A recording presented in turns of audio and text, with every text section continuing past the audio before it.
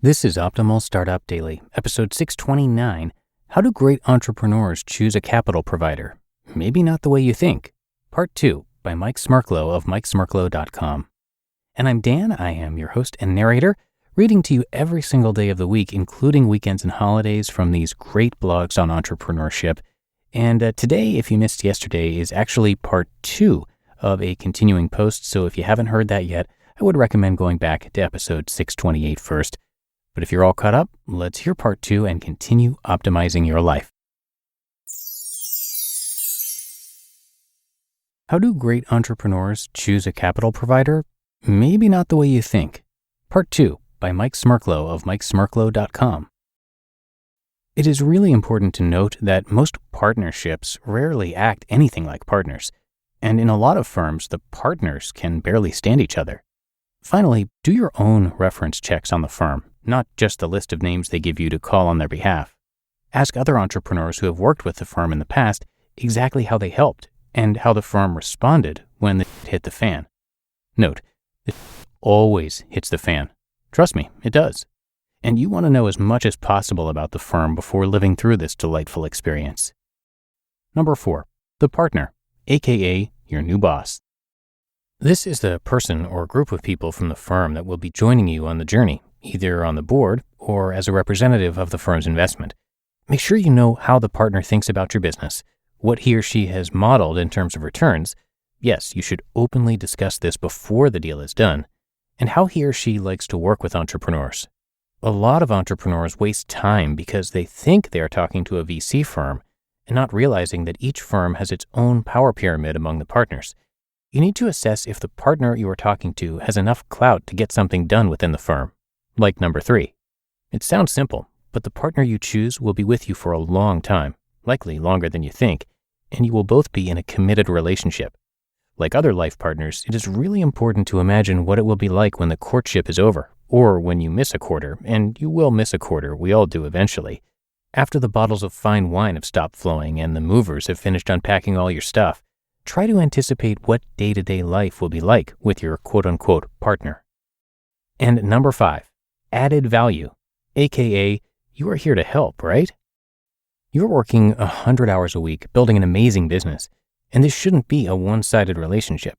Now is the time to determine what the firms you are considering will bring to the table besides capital. Make sure to really dig in, because just about every firm, from big to small, will have a slide in their deck about how they help entrepreneurs build their business. Note, they will also say they are entrepreneur-friendly, usually right before they talk about the onerous term described before. But be sure to ask these hard questions. What exactly will the firm bring to bear, and how will it help you? How relevant is the added value to your business or key strategic issues you are facing? Do they have an operations team that will partner with you to drive the business forward?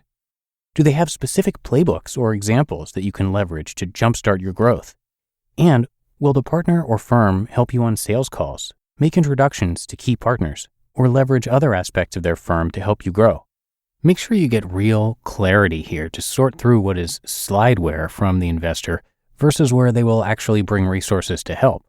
Make sure you get clarity and commitments before you take the capital. Bringing it all together. Choosing a capital provider can be one of the most important decisions you make as you scale up your business. The right decision can be one of the key differences between success and failure.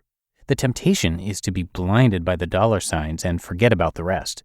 Don't let the flattery or charm prevent you from asking the tough questions and really understand your compatibility with a given VC or PE firm. As you think through these 5 important aspects of the capital raising process, I encourage you to break it down this way. The valuation assessed to your business will change as fast as the ink on the legal documents dry, but the provider of the capital won't change for quite a long time. With that in mind, avoid the trap that bad entrepreneurs fall into, seeking only the highest valuation and making a decision based only on this one aspect. Great entrepreneurs think about valuation and dilution, of course, but like all other aspects of decision-making, they take a long-term view and think about what will be best for the company during all parts of the journey ahead. You have built a superior business. That's why you can raise capital. So you should command the best valuation under the most mutually agreeable terms. However, you should put more weight on the who you are taking capital from, what partner will join your board, and how the firm can help you in the long run. Valuation is a single point-in-time measure of the company you've built to date, but who you choose to take money from and how they will help make that company even better will play out over and over again over the grand arc of your future. If you are honest with yourself and keep thinking about the long term and the best interest of your business, you might not end up just taking cash from the highest bidder. You just listened to part 2 of the post titled, How Do Great Entrepreneurs Choose a Capital Provider? Maybe Not the Way You Think, by Mike Smerklo of MikeSmerklo.com. Thanks again to Mike. You can come by MikeSmerklo.com to show your support, and be sure to check out his book as well. It's called Mr. Monkey and Me. And if you didn't know already, we actually have more than just this show in our network. We've got a bunch of podcasts narrating articles for you, same format as I do right here.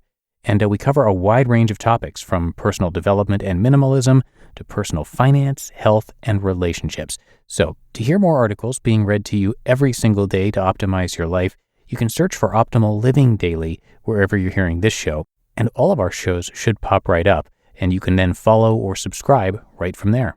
So thanks for checking out our shows. That is, of course, how we're able to keep this all going. And that's going to do it for today here on Optimal Startup Daily. I thank you for listening each and every day, and I'll see you right back here tomorrow, where your optimal life awaits.